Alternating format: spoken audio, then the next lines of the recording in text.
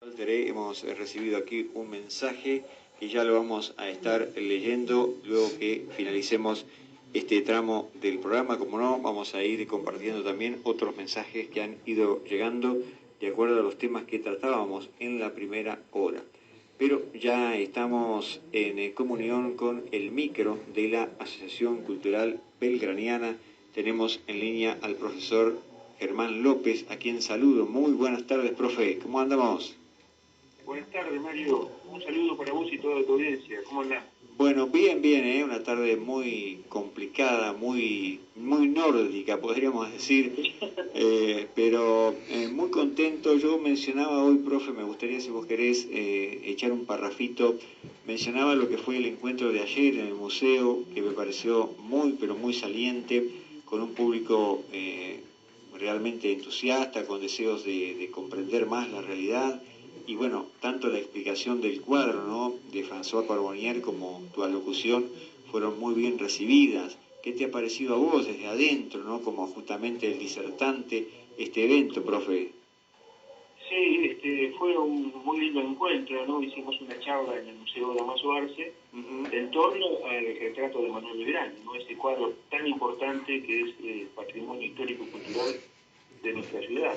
Claro, y que es necesario darlo a conocer, ¿no? Socializarlo, acercarlo a la comunidad, porque toda persona que viene a Olavarría, que viene de afuera, reconoce el alto valor histórico de este cuadro, ¿no? Y terminan reconociendo la suerte que tenemos los olavarrienses de tener esta obra de arte, ¿no? En ese sentido, entonces, ayer pusimos en una charla donde se hizo un análisis pictórico, es decir, las características estéticas y las distintas corrientes artísticas a cargo de la profesora Cecilia Batz, y el contexto histórico que lo realicé yo, y de que algo de eso habíamos hablado en el programa pasado. Sí.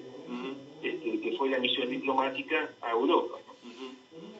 Entonces, nos queda pendiente el tercer proyecto monárquico, que es el de la monarquía incásica. Y yo te propongo tocarlo y hablarlo hoy. Perfecto. Vos habías hablado del carlotismo, habías hablado de este intento que se hizo, ¿no es cierto?, en el 2015, y queda entonces la monarquía de los incas, ¿no? ¿Es así? De los incas, claro. Está bien. Que es la instalación de una monarquía incásica en las Provincias Unidas del Río de la Plata. Particularmente, vamos a ver qué es lo que pensaban los principales líderes de la revolución con respecto a este tema. Y dejar para próximos programas quién eran los candidatos incas, los alcances geopolíticos de la monarquía incásica y los motivos de su fracaso. El lunes pasado habíamos hablado de esta misión diplomática integrada por Belgrano, Rivadavia y Zarratea, que van en búsqueda de un príncipe regente. Esta misión fracasa y Belgrano abandona Europa en noviembre de 1815, con una opinión ya formada de todos los acontecimientos y cambios geopolíticos producidos en el Viejo Mundo, ¿cierto? Y el 6 de julio, 3 días antes de la declaración de la independencia, el 6 de julio de 1816, lo tenemos exponiendo en el Congreso de Tucumán. El Congreso de Tucumán, entre otras cosas, debía tratar sobre la mejor forma de gobierno que deberían darse estos países una vez declarada la independencia. El estudio de este tema está contemplado en el punto 5 de los temas importantes a tratar en ese Congreso, es decir, qué forma de gobierno sea más adaptable a nuestro actual estado y más conveniente para hacer prosperar las Provincias Unidas, decía el documento. Y sobre esto va a exponer Belgrano ante el Congreso, ¿no?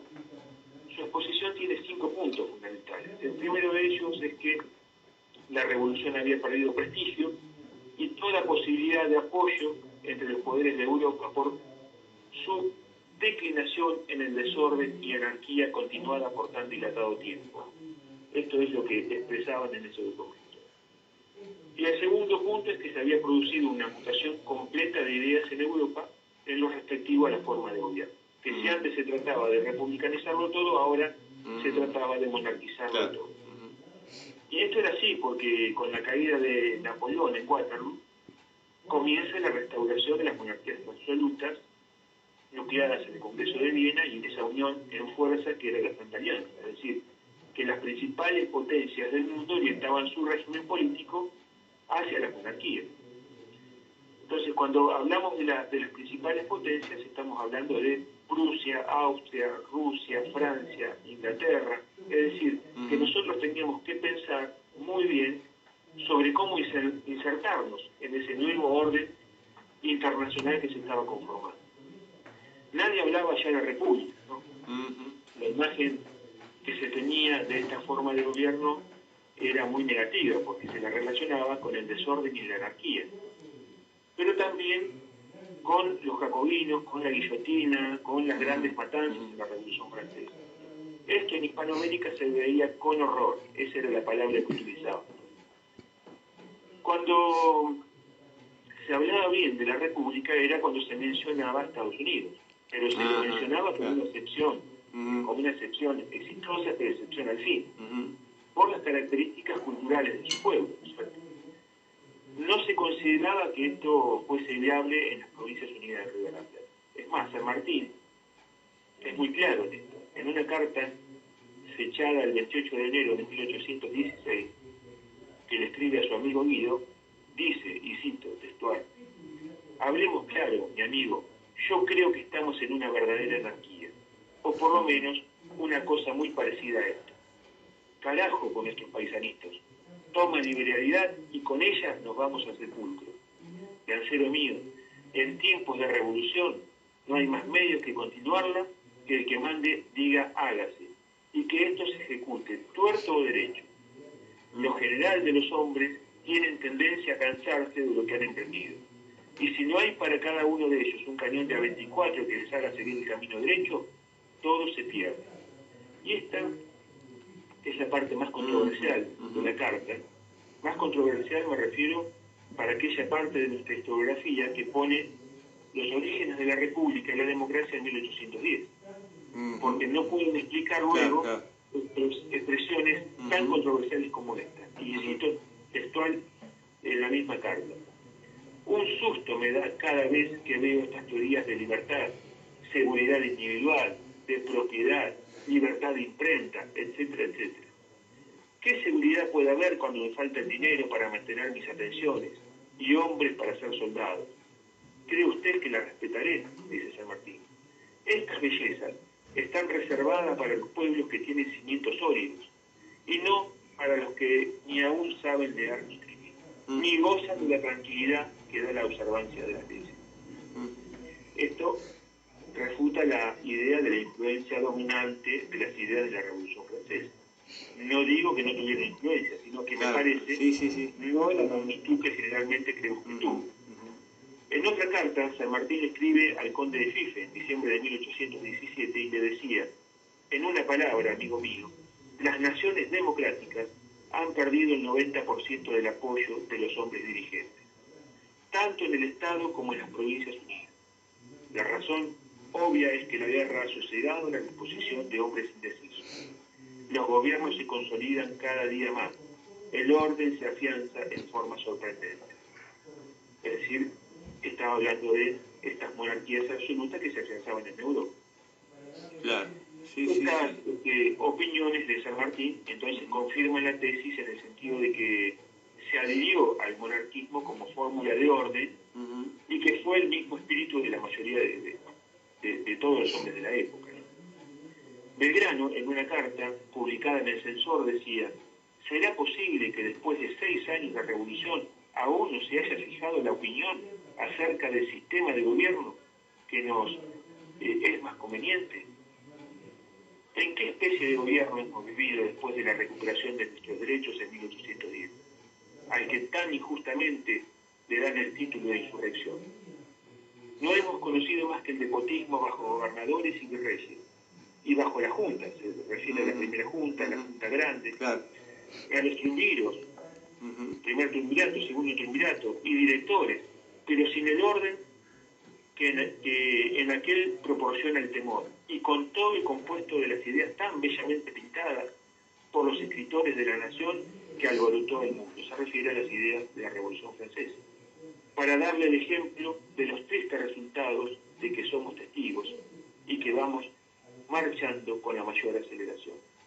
Entonces, ¿a qué se está refiriendo Belgrano? En 1816 estaba produciendo el levantamiento violento de la banda oriental, al que se sumaron Entre Ríos, Corrientes y Santa Fe.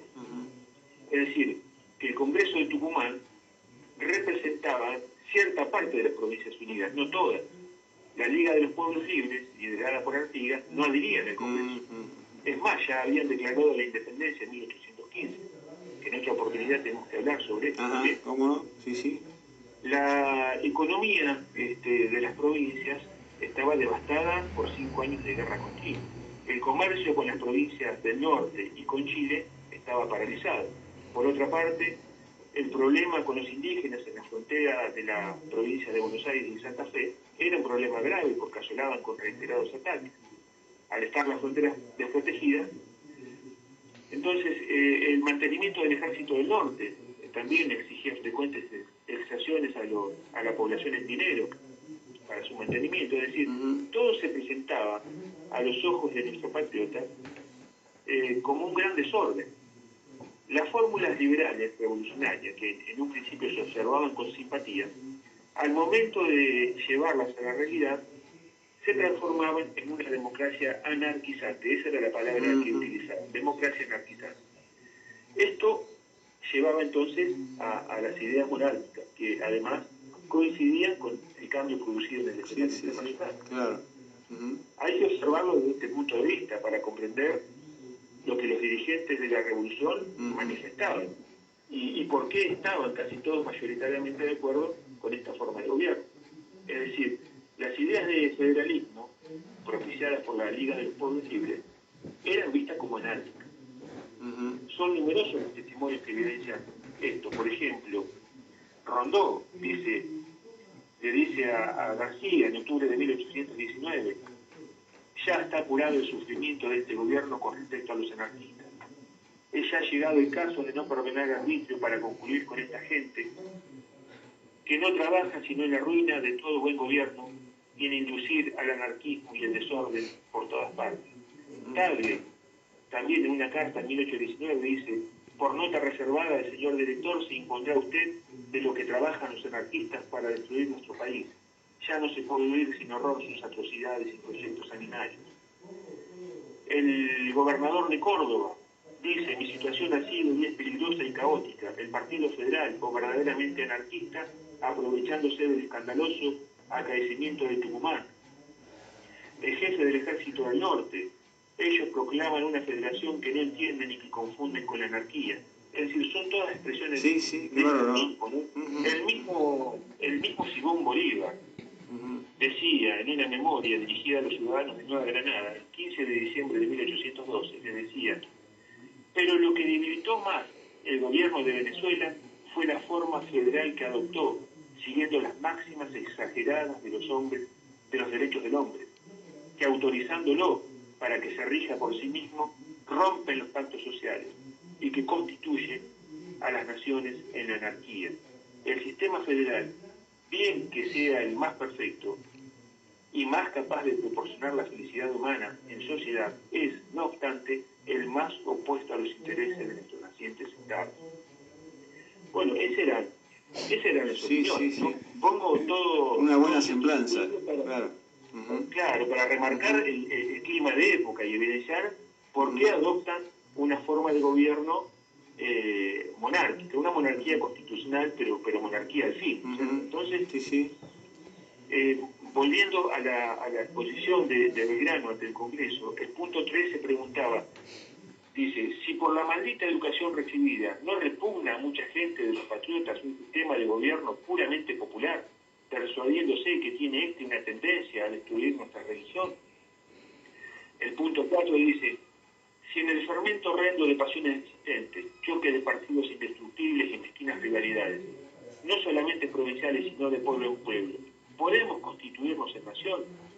En el punto 5 dice: si los medios violentos a que es preciso recurrir para salvarnos tendrán o no los resultados que se proponen los buenos aplicados, y si se podrá o no realizar contra el egoísmo de los pudientes, entonces propone como mejor forma de gobierno una monarquía constitucional, con un rey inca a la cabeza, ¿no? Entonces, como te decía recién, con esto queremos mostrar por qué se elige esta forma de gobierno, porque si no, no se entienden todas estas expresiones que no son chocantes con las leyes de hoy, pero que en aquella época y en ese contexto eran absolutamente factibles. No los podemos juzgar con los ideales actuales, porque caeríamos en anacronismo, ¿cierto? Sí, no, está bien, hay que contextualizar y bien lo has venido reflejando vos, profesor, desde el tiempo de la Revolución de Mayo, ¿no? Lo has venido marcando a estas cosas que un poco cambian quizá la versión o la visión tradicional que se ha tenido. Esa es la idea para tratar de comprender cuando uno se encuentra con estos documentos cómo es que están diciendo esto, ¿no? Claro, claro. Entonces, para el próximo lunes, si te parece, no? queríamos hablar sobre quién eran los candidatos incas, que no eran indígenas que los sacaron de una chichería, como decían los porteños, sino que eran personas formadas y con un alto nivel intelectual. Sí. Exacto. Profe, muchísimas gracias por el mensaje de hoy, por esto que has podido aportar para comprender un poco más nuestra historia, ¿no? La verdadera historia. Gracias, profesor, y gracias también por la charla de ayer, que fue muy instructiva, ¿eh? Bueno, muchísimas gracias a vos y un saludo a todo tu audiencia. Gracias, hasta la semana que viene.